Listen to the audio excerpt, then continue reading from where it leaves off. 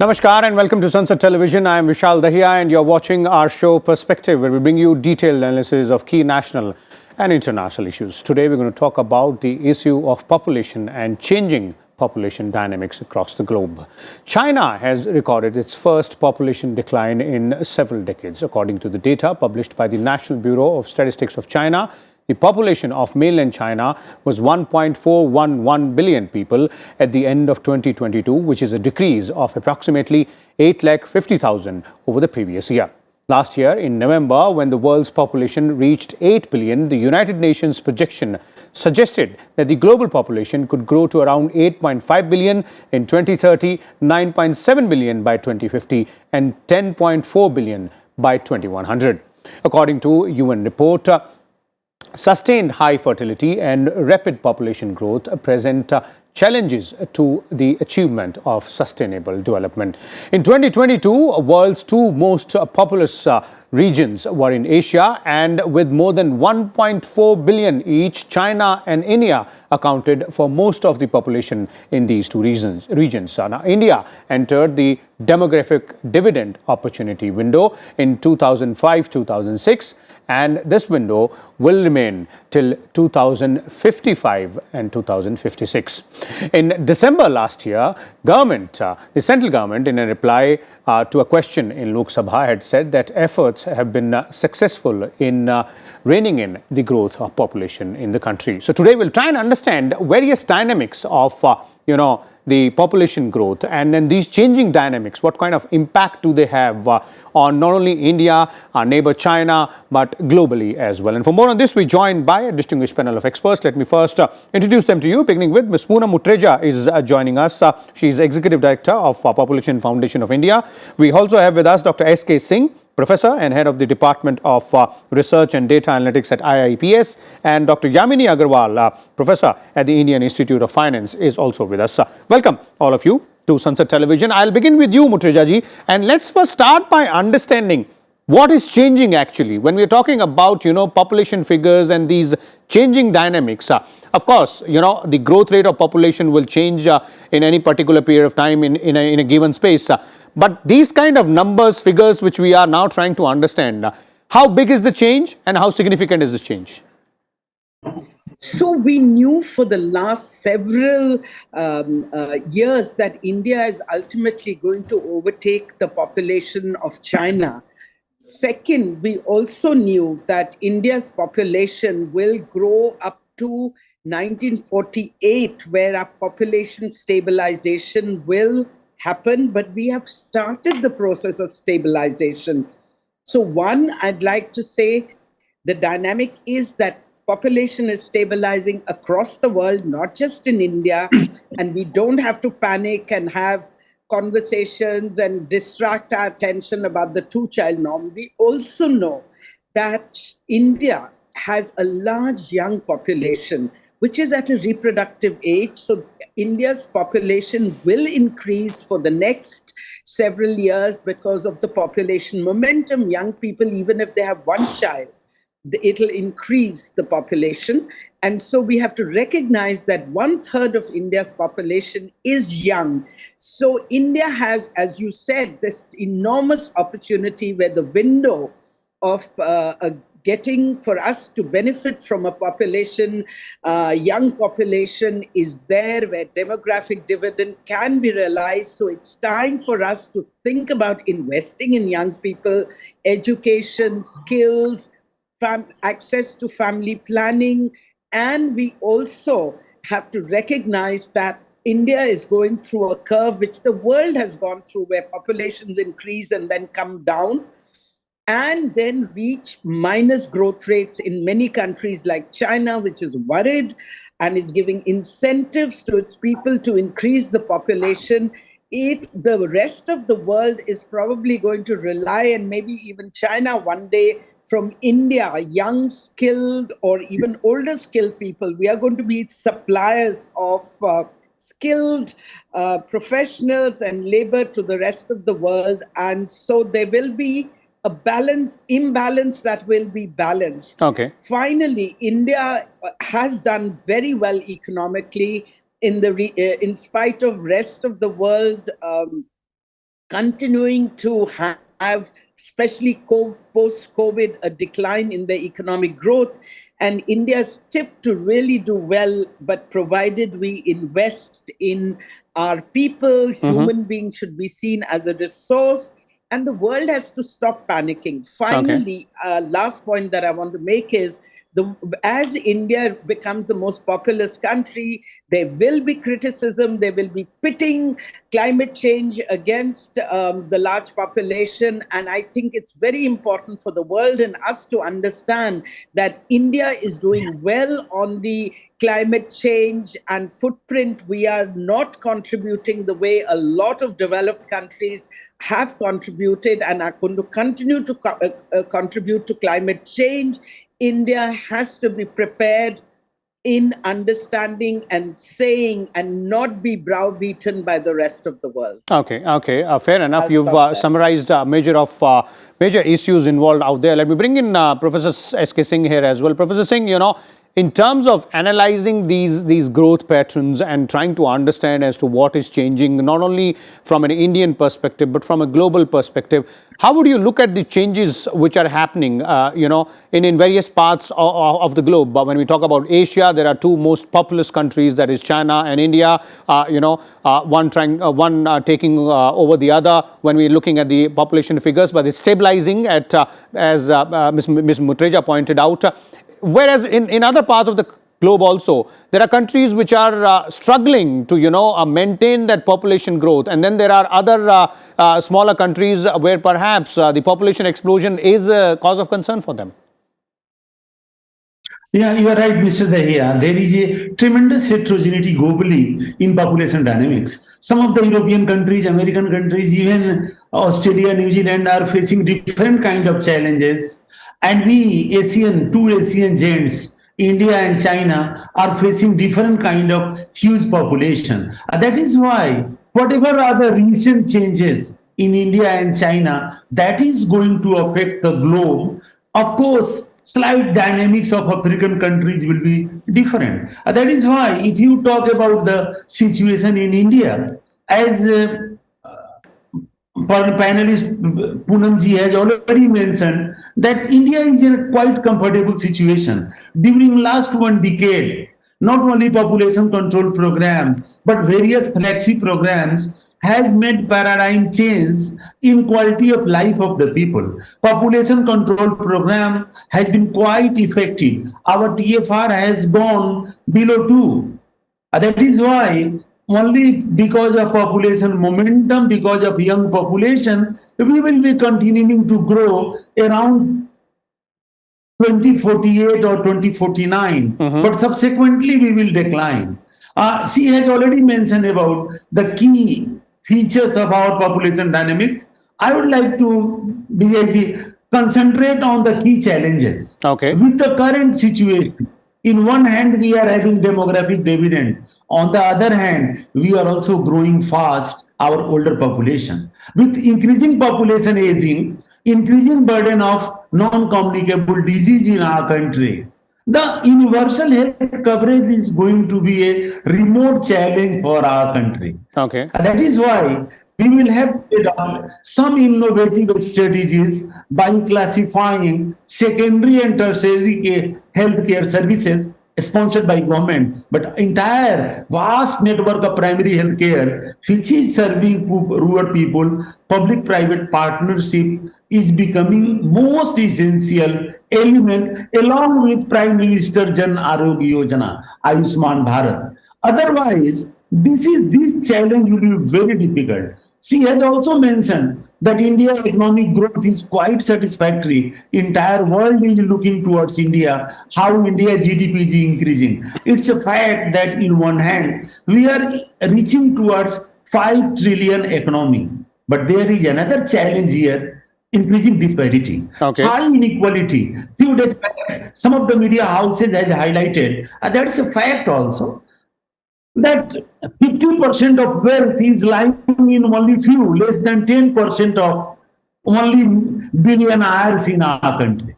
That economic disparity is going to create a huge challenge, especially when there is increasing unemployment. female labor force participation is declining. Gender differences in employment, declining, increasing unemployment rate are the real challenge. Okay.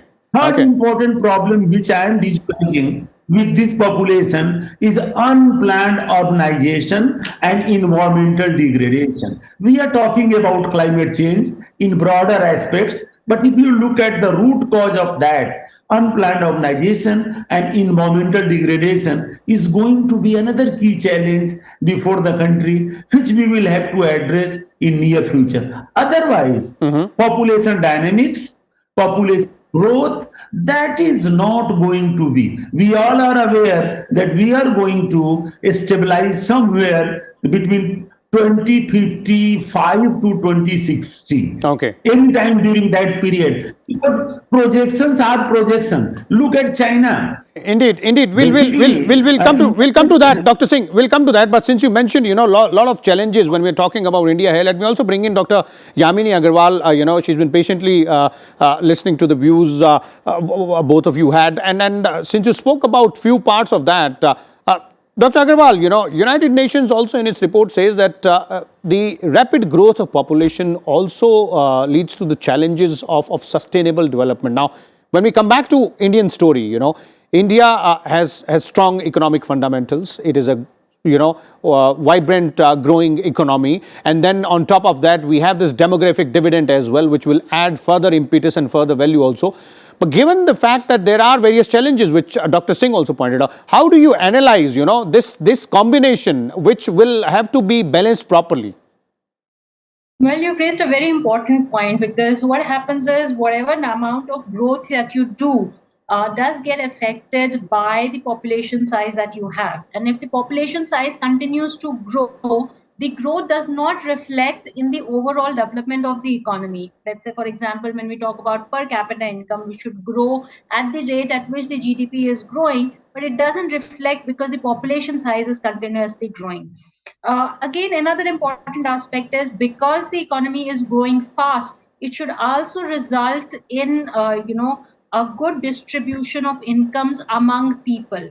But because a certain set of people, we observe that they get into the vicious circle of poverty because they raise too many kids at the same time. They're unable to provide them with the right kind of education, right kind of health services, or the right kind of support for them to actually rise in the ladder of economic growth or economic development.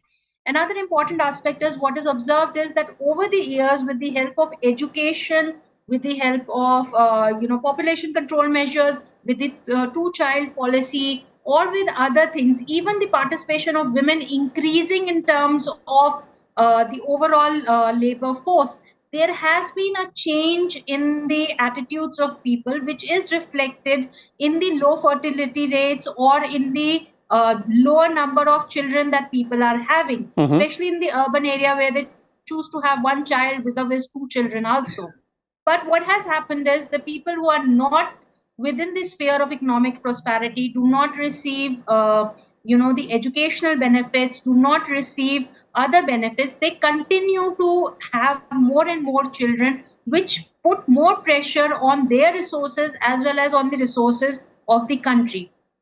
For a sustainable growth, it is necessary that everybody's development is there and it is inclusive in nature. Despite providing all welfare schemes, whether it is in terms of food, whether it is in terms of other things, these particular welfare schemes, somehow still are not able to achieve their objective because of the large base of population at that point of time.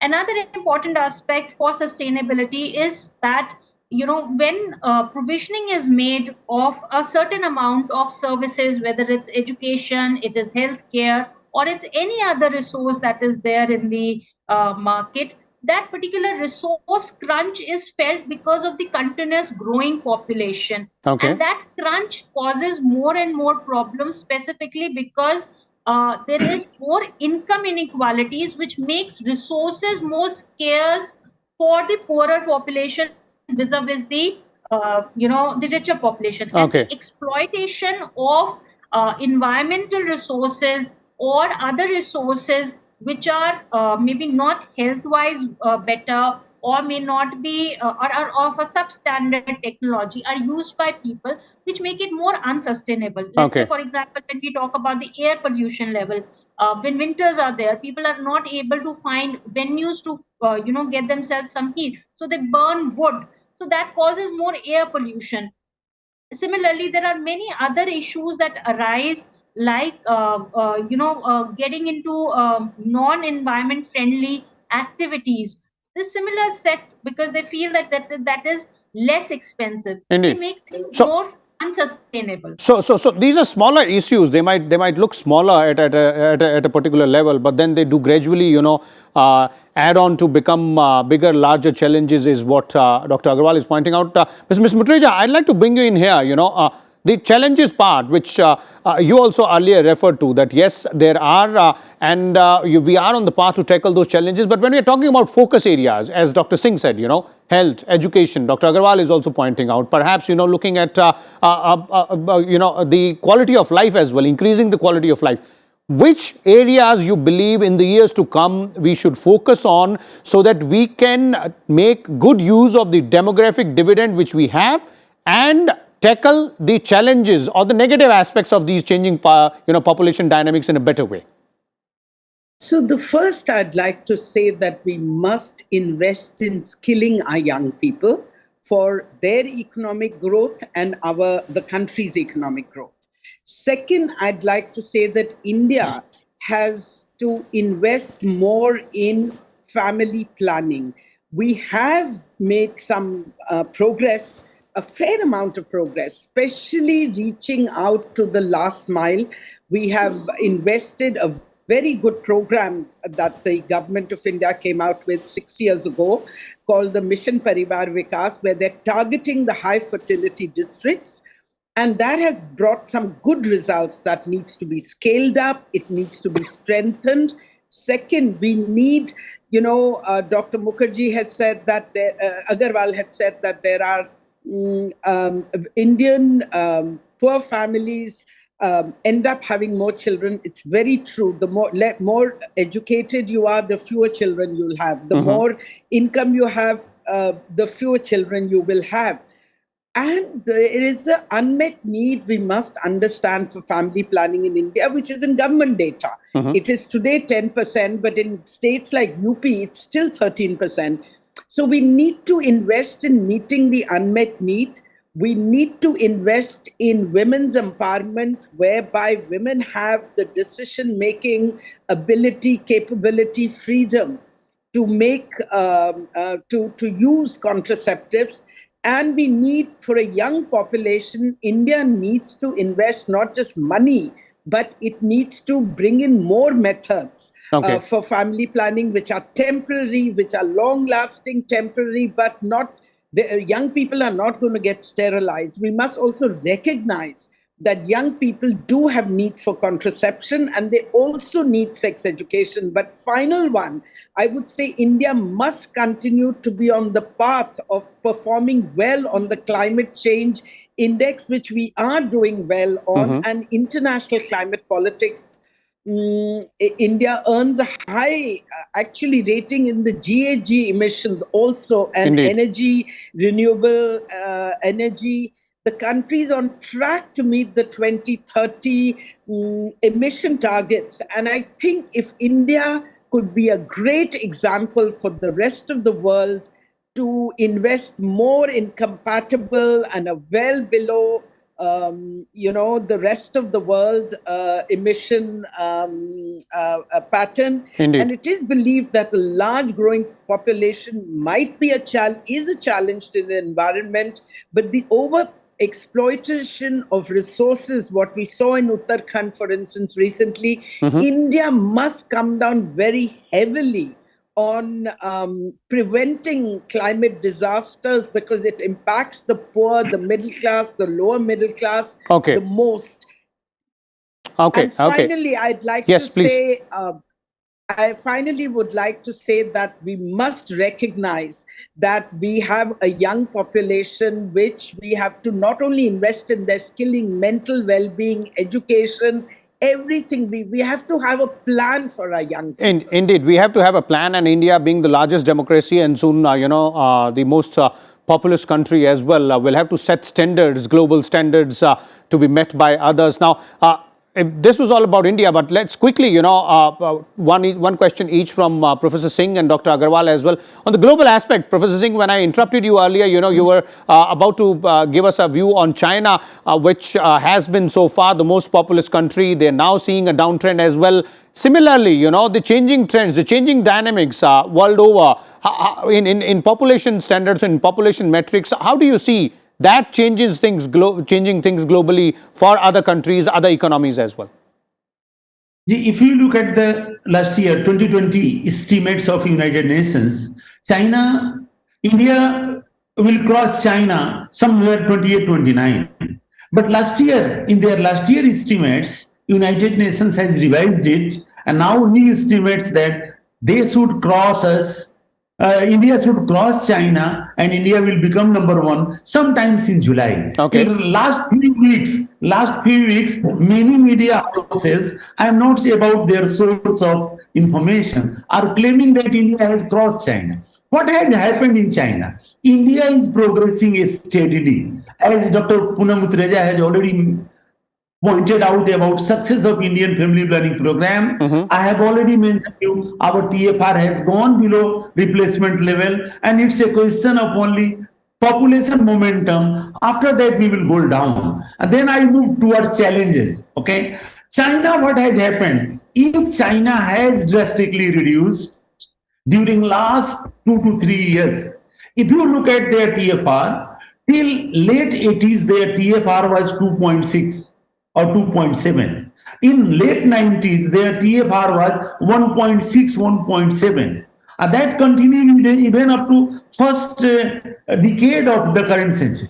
Okay. But what had happened, suddenly in 2022, it came down to 1.3 TFR. In 2021, it came down to 1.15. We suspect that is primarily because of COVID-related restrictions. Okay. Birth has gone so down. Your screen was also showing some 850,000 figure. India, fortunately, has not passed through that. And that is why whatever has happened in China, that can be treated as a temporary phenomena. Okay. That is That's fairly point taken, Dr. Singh. We're running very short of time, so I'll interrupt you there, and I'll quickly take one final response from Dr. Agarwal there also on the global aspect, and then the Chinese angle also, as Professor Singh is pointing out. Of course, we can't overlook that China is our immediate neighbor, and in terms of population, in terms of economic growth, in terms of demographic dividend, China was a few years ago where we would be in next few years. Well, I think the Chinese, with their policy, are actually facing a reverse pyramid where they have the older population, which is bigger, and the younger population, which is smaller, which is making it a difficult sustainability issue. But what India adopted as a policy of 2-child, 1 family, and a family planning was a much better approach. Also, what the India has been doing is it has been trying to provide for a certain set of education and empowerment to women by bringing their labor force participation at a higher rate. One important aspect is the marriage bill, which the government is planning to bring about, where the age of the girl for the marriage is being raised for 21, which automatically brings a higher, a higher level of understanding for a girl before she enters into a matrimonial alliance and begins the cycle of her reproduction. Okay. Another important aspect is that there has been a continuous education among the youth and among the people with respect to contraceptives and other aspects, which have definitely benefited people. Okay. Education policy also has been strong and stringent enough to bring about the necessary awareness in this regard. Okay. So I believe the directive role which the government has been playing is very essential in terms of taking control of the population. Okay. Besides giving it a venue for productive resources like skill development, or jobs or other things. Okay, there it is. Thank you so much, Dr. Yamini Agarwal, Ms. Mutreja, and Dr. Singh as well for sharing your valuable time and inputs with us and our viewers, as well as our experts were pointing out very clearly there are various aspects to this changing population dynamics, not only vis-a-vis India, but globally as well. But when we come down to Indian dynamics, then there are various aspects which will have to be looked into.